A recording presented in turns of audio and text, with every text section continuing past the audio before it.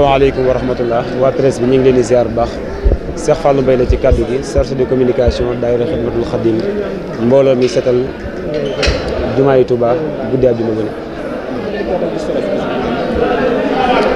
maa ñëwaat ci solos bis bi ñu amal tey. waaw solos bis bi mooy ku ne xam na ni nit bu fekkee dafa taxawal mbir di ci dox te mbir mi li mu taxawal di ci dox daray boppam nekku ci ngir lu mën a jëriñ société bi yëpp la mu di ci dox ay at yoon la mu dem ba toll ci jamono yoo xam ne dina ko wane ngir ñi nga xam ne xamuñ woon wala mënuñ woon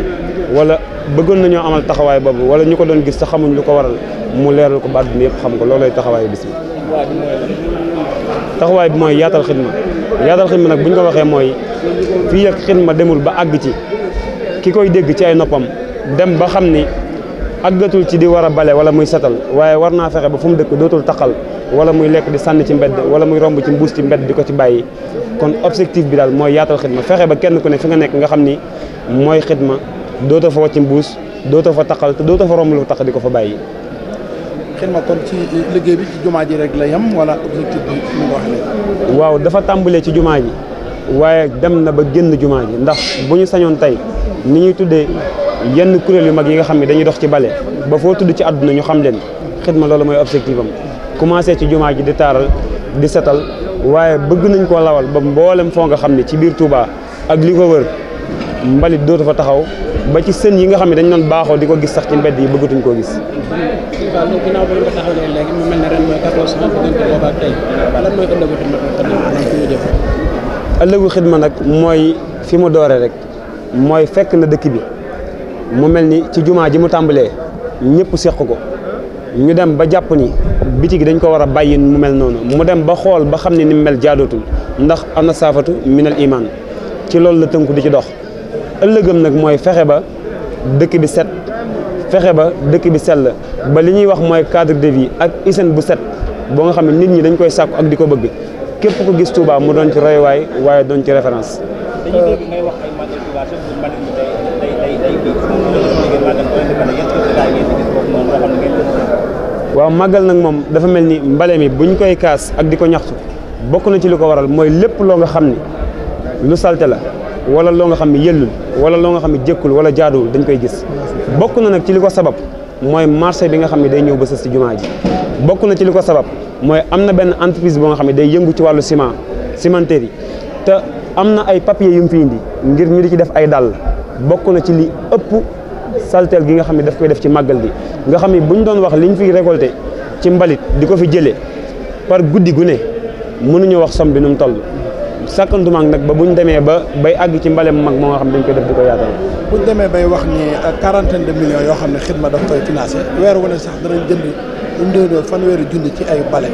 est-ce que nag jotul tamit ngeen gën a xool xeetu bale yi ngeen di bale waaye tamit ndax am na seen ay fonds fan lay jóge ndax dafa am ñu nekk seen ginnaaw den jàppale. waaw suñuy fonds moom niñ koy waxee rek mooy mbooloo mi ci bokk di génn seen i dërëm ak seen i ñaar dërëm di ko boole ndax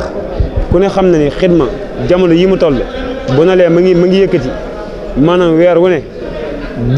1 million 800 di ko def ci at mu ne 1 million 800 di ko def ci bale ku ne xam na ni metti na loolu nag dañoo toll ci jamono yoo xam ne li ñu man mooy dem ci marché bi jënd waaye bu ñu demee ba àgg ci doole yi mën a dem Chine wala ñu mën a dem fu mu mën a doon ci adduna bi commande fa bale goo nga xam ne dinañ ci mën a liggéey lu yàgg loolu mooy objectif bi waaye nag doole yi àgg gu ci ndax ku ne xam na ni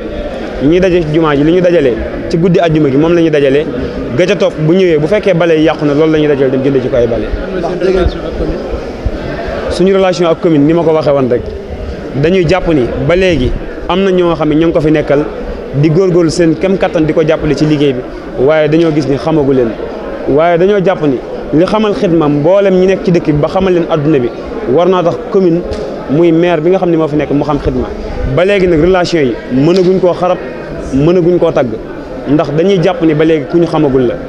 buñ demee nag ba gisee ba xamoon xam nañu wala xamuñu buñ koy sant soog koo sant buñ koy xarab soog koo xarab waaye suñu relation commune daal ni mu demee mooy ñu ngi fi di liggéey commune jëriñaguñu dara jàppaleeguñu ci dara waaye duñ ko ci xarab moom ndax xamuñ lu ko waral. jafe-jafe yi léegi yan la li nga xamante ne ngeen ko fexe jafe-jafe yi du jeex bokk na ci mooy gaaru ceer yi nga xam ne moo wër jumaa ji ku ne xam na ni jëllu fi jaadoo ci marché yi nga xam ni